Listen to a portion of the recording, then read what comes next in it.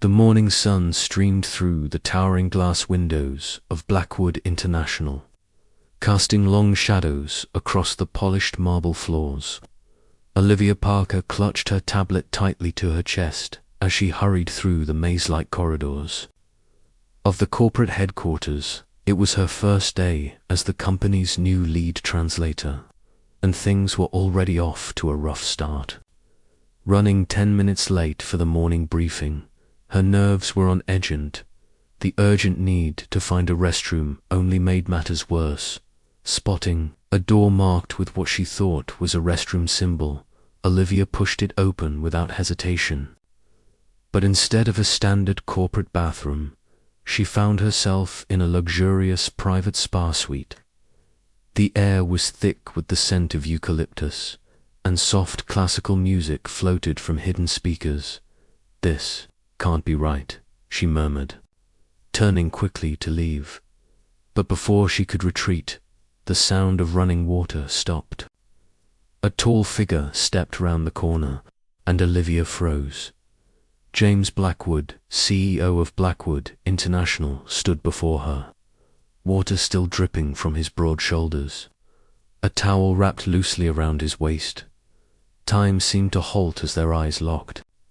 She had seen his face countless times in newsletters and company reports, but the photographs hadn't captured the sheer presence he carried. "This is a private executive spa," he said, his voice cool and steady. "Care to explain why you're here?" Olivia's mind spun frantically, searching for words. "I was looking for the restroom. I'm new here and must have gotten lost." She gestured weakly toward the door, forcing herself to keep her gaze fixed on his face and not his toned frame. "The employee restrooms are 2 floors down," he replied, raising one brow. "This level is restricted access." "I'm so sorry, Mr. Blackwood. I'm Olivia Parker, your new lead translator. It's my first day, and I was already late for the morning briefing," she said in a rush. Hearing how nervous and rambling she sounded, recognition flickered across his features. "Miss Parker, you are the one with the credentials from Geneva?" "Yes, sir," she answered quickly, "though at the moment I feel more like an embarrassed intern than a professional." She gave a small, awkward smile, hoping to lighten the mood. James's expression remained unreadable as he studied her. Finally, he said, "The briefing starts in 5 minutes. I suggest you find the correct floor and the appropriate facilities immediately. Of course, right away." Face flushed, Olivia hurried toward the door, silently praying she hadn't just ruined her career before it even began. But just as Olivia turned to leave, her heel caught on the plush carpet. She stumbled forward, reaching out instinctively to steady herself. Her hand landed squarely against James's chest. For one charged moment, she felt the strong rhythm of his heartbeat beneath her palm. Their eyes locked again, this time with something sharper, more electric than before. James's hand shot out automatically, gripping her elbow with surprising gentleness to keep her from falling. "I'm sorry," she whispered, pulling back as though burned. "This is definitely not how I planned to make my first impression." A flicker of amusement touched his features, so fleeting that she almost doubted she'd seen it. "No, I suppose it wasn't," he replied evenly. "We'll discuss your navigation skills later, Miss Parker. For now, you have a meeting to attend." Olivia nodded quickly and nearly fled the room, her cheeks burning with humiliation. But as she finally found her way to the correct floor and slipped into the meeting room, one thought lingered. Her life at Blackwood International was going to be anything but ordinary. What she didn't notice was James watching her leave, a thoughtful expression replacing his usual cool, impenetrable mask. For the first time in years, something or someone had cracked through his carefully maintained facade. Whether that was good or bad remained to be seen. The following week, James Blackwood clearly hadn't forgotten their awkward first encounter. If anything, he seemed determined to test her. From the moment Monday morning arrived, Olivia was buried beneath an avalanche of assignments, each more challenging than the last. It became obvious he was pushing her to her limits, perhaps hoping she would fail.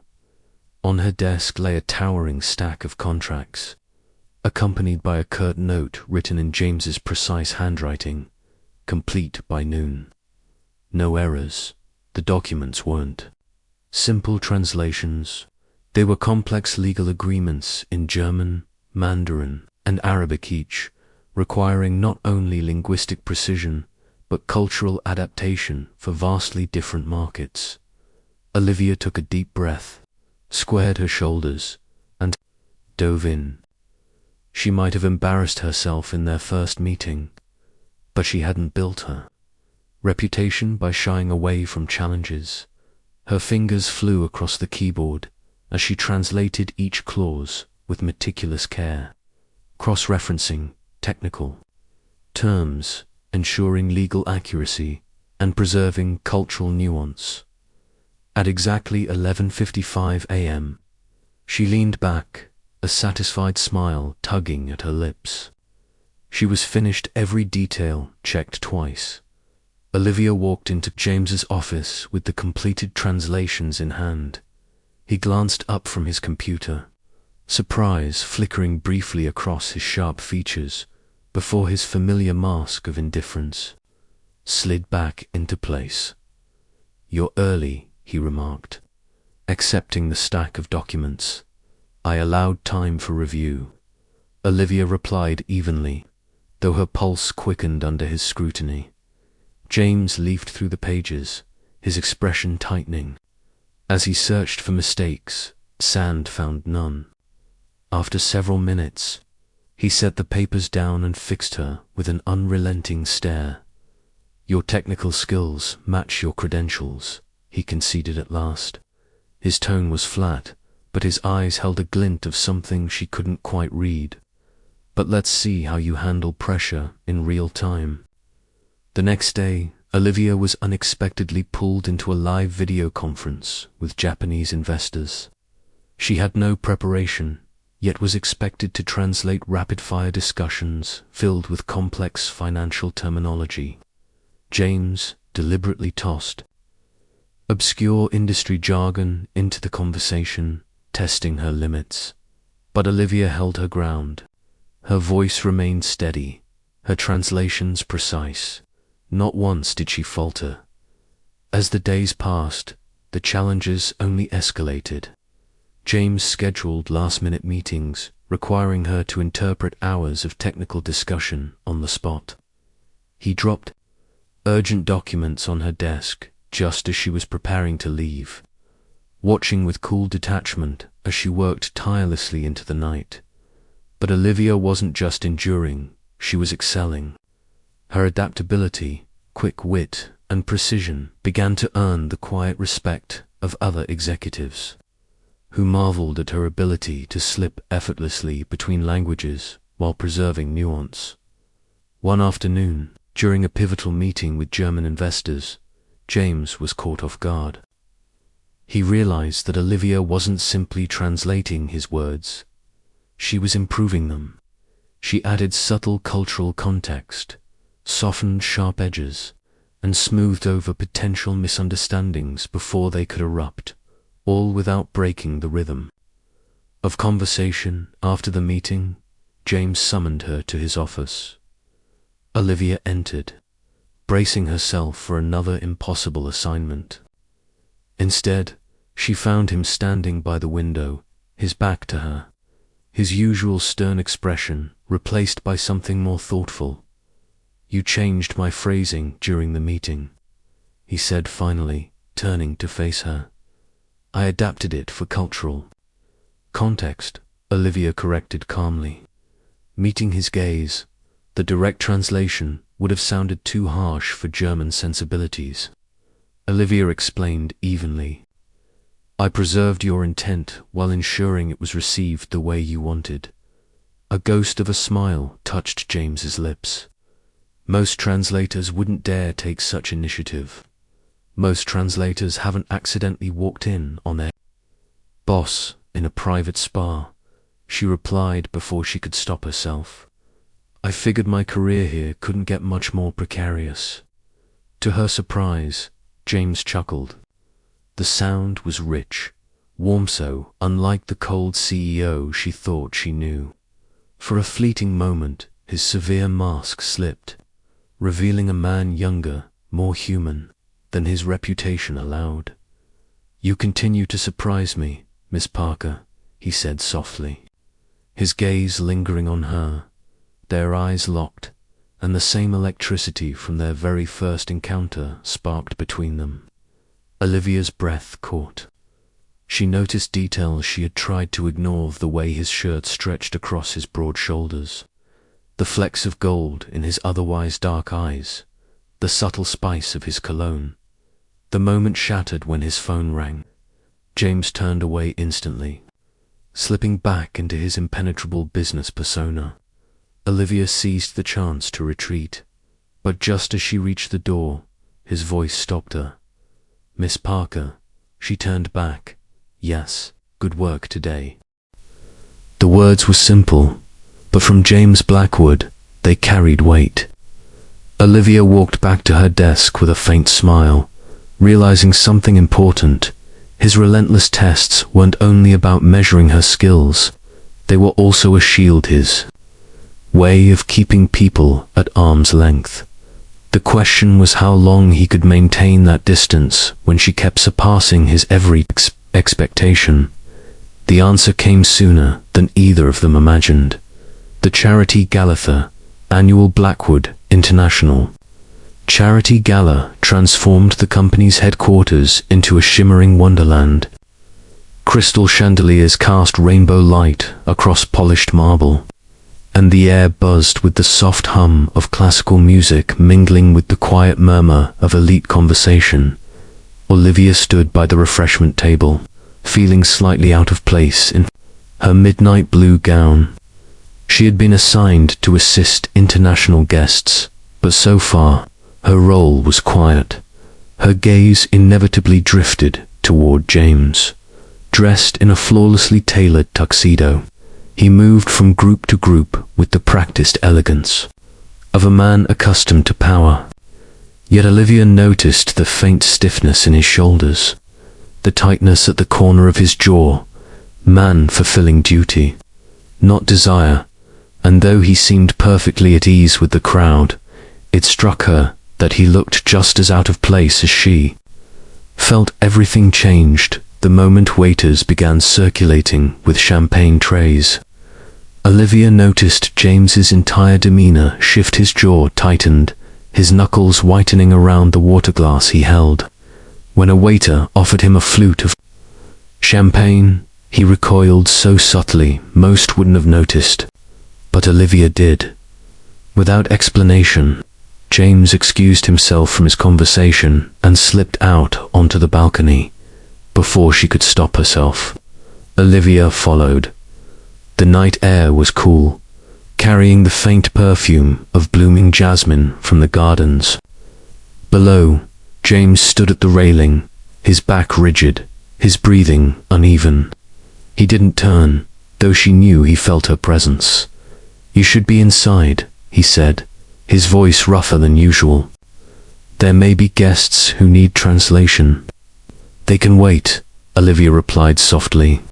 She stepped to the railing beside him, careful to keep a respectful distance. What is it about champagne? He turned sharply, surprised in something far more fragile flickering in his eyes. You notice that I notice a lot of things about you, she admitted, meeting his gaze.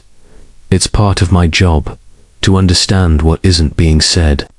Silence stretched between them, so long that Olivia wondered if he would answer at all. But then his voice came, quiet and distant, as though pulled from some shadowed place in his memory. 5 years ago, I was at a gala much like this one, he began. My wife Rebecca was there. Our daughter, Emma. We were celebrating a merger one I thought would secure the company's future. Everyone raised champagne glasses. I was in the middle of a toast when the call came. He gripped the railing, knuckles straining. There had been an explosion at one of our research facilities. Evidence later showed sabotage. A rival company wanted our data.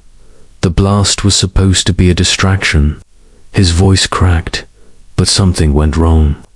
Olivia's chest tightened as realization dawned. Your family, James. Nodded once, unable to finish. His shoulders trembled as though the weight of the memory still threatened to break him. I was here celebrating while Rebecca and Emma were his words fractured, leaving the silence to say what he could not. Without thinking, Olivia reached across the cold iron railing and placed her hand over his. His skin was ice, but he didn't pull away. That's why you push everyone away, she whispered. Why you test people until they break. At last, he turned to her. In the silver light of the moon, his eyes were raw, stripped of all the usual armor. The merger partner was behind it, he admitted. A man I trusted. A man I once called a friend. He drew in a ragged breath. Since then, I've known one truth: trust is a luxury I can't afford. Olivia's throat tightened, her own heart aching for him. But living without trust, without connection, she whispered. James, it's destroying you. For a long moment, neither of them moved. The music from inside drifted faintly through the glass doors, mingling with the sound of distant traffic and the rustle of leaves. James stared at her, as though trying to decide whether to push her away or let her in. And for the first time in years, he didn't look like James Blackwood, the ruthless CEO. He looked like a man on the edge of breaking. The Paris business trip wasn't supposed to be complicated.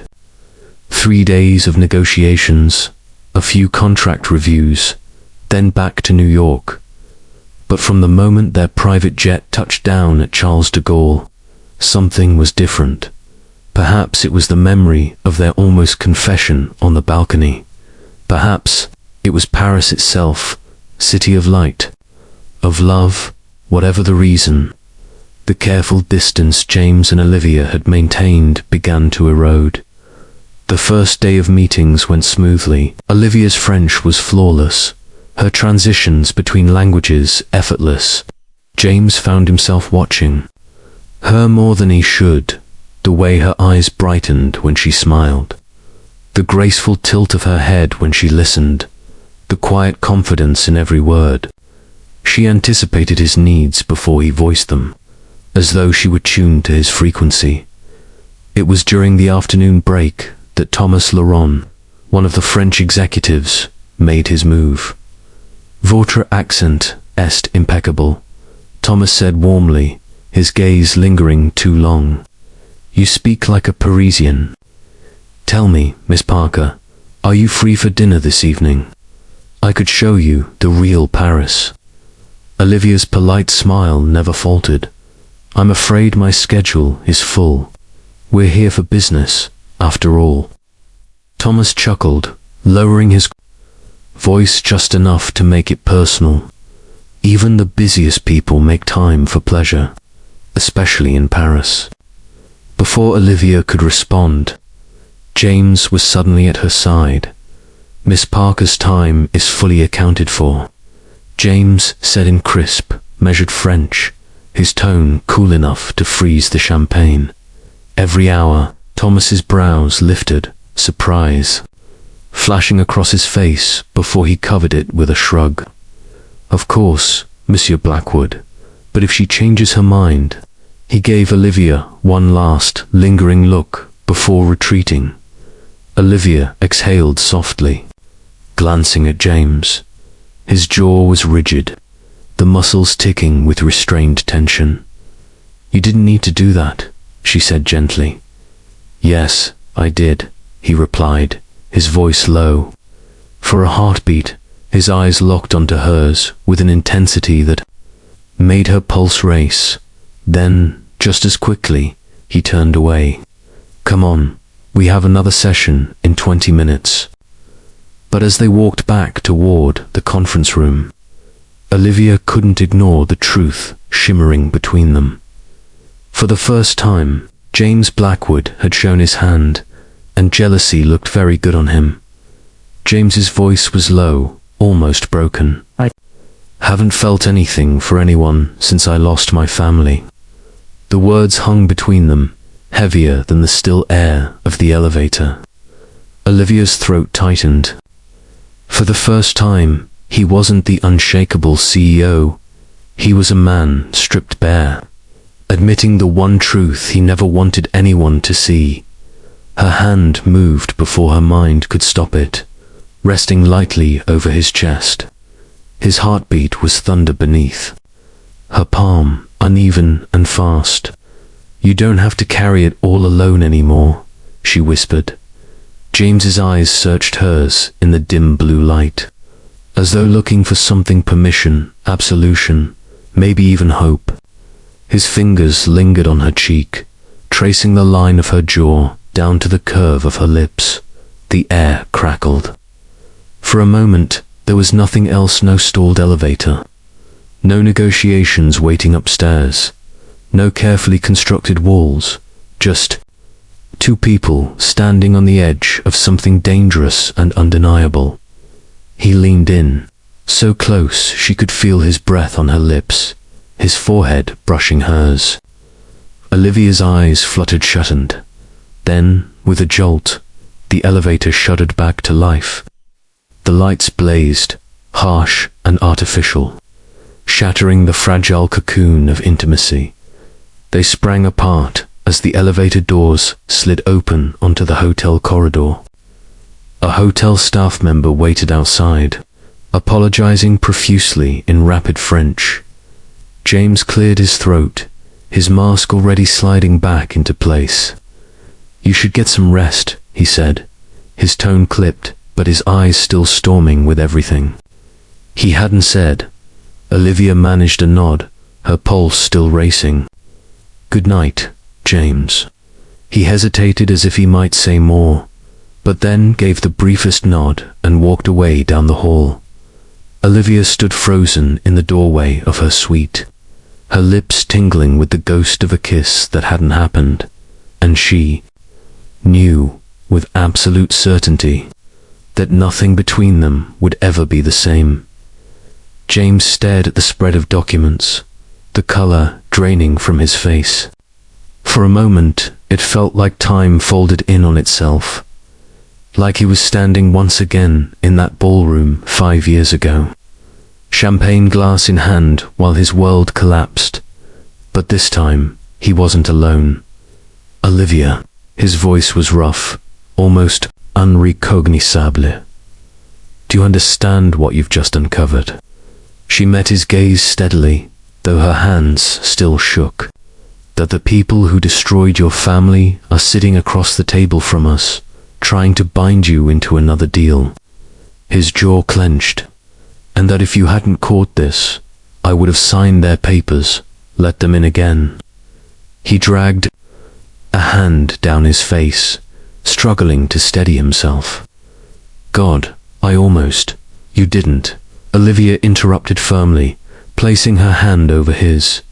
"Because you've learned, because you don't trust blindly anymore." His eyes locked on hers. "No, I trust you." The admission stunned them both into silence. It wasn't planned, wasn't calculated, was the most dangerous truth he'd spoken since the day he lost everything. Olivia swallowed hard, feeling the weight of his words settle deep in her chest. "Then trust me now. We can't confront him directly, not yet. If Morrison realizes we know, he'll bury the trail." James straightened, his mask of control snapping back into place, but Olivia could see the fire behind his eyes now. "Then we play along. We let him think we're still interested, still blind. And when the timing's right, we expose everything, Olivia finished, her voice steady. For a long moment, they just stood there, shoulder to shoulder, surrounded by the damning evidence. The man who had once believed he could trust. No one was now preparing to fight the greatest battle of his life, because one woman had seen through his walls. James reached for the documents, but before he gathered them, his hand brushed against hers, lingering there. His voice was low, meant only for her. "If this goes wrong, Olivia, they won't just come after me." She held his gaze without flinching. "Then they'll find out what happens when you come after both of us." Morrison's smirk faltered as Olivia's precise translations began weaving a trap around him. Every subtle clause, every coded phrase was laid bare before the investors. What had once sounded like technical jargon now rang with sinister intent. "Is something wrong, Mr. Morrison?" James asked, his voice calm but razor-sharp. "You look uncomfortable." Morrison's composure cracked. "You have no proof." Olivia slid forward a stack of papers. "Actually, we have proof in 6 languages. Every coded message, every shell company, every connection to the sabotage 5 years ago." The room erupted. Investors demanded answers. Security intercepted Morrison as he bolted for the door, and by the time the authorities arrived, the man who had thought himself untouchable was nothing more than a disgraced criminal with his empire. Collapsing around him, hours later, Olivia sat alone in her office, papers neatly arranged into evidence files. She hadn't noticed James until the door clicked shut behind him. "You saved my company," he said quietly. She turned, meeting his gaze. "I saved more than that. I saved you from letting them hurt you again." In 3 strides, he was in front of her. His hands framed her face, his lips capturing hers in a kiss that erased every unspoken fear. Gratitude, admiration, love, it was all there. Laid bare at last, when they finally broke apart, James rested his forehead against hers. His voice was raw, stripped of all armor. "When you first walked into that spa, I thought you were nothing but trouble." Olivia let out a soft laugh. "I was the best kind of trouble." His expression grew serious, vulnerable. "I spent 5 years building walls, convincing myself that letting anyone close would only bring pain. But you didn't break those walls. You showed me it was safe to open the door." Her heart raced. "And now," he whispered, "I'm done hiding, done being afraid to feel. I love you, Olivia Parker, not just for saving my company, but for saving me, for proving that trust isn't weakness, and that love is worth the risk." Tears shimmered in her eyes as she cupped his face. "I love you too, all of you, the stern CEO, the wounded man, and the person you're becoming, the one who isn't afraid anymore." For the first time in years, James Blackwood let out a genuine smile, unguarded and real. And as he held her close, he knew his walls hadn't been destroyed. They had been transformed into a home he had finally found with her.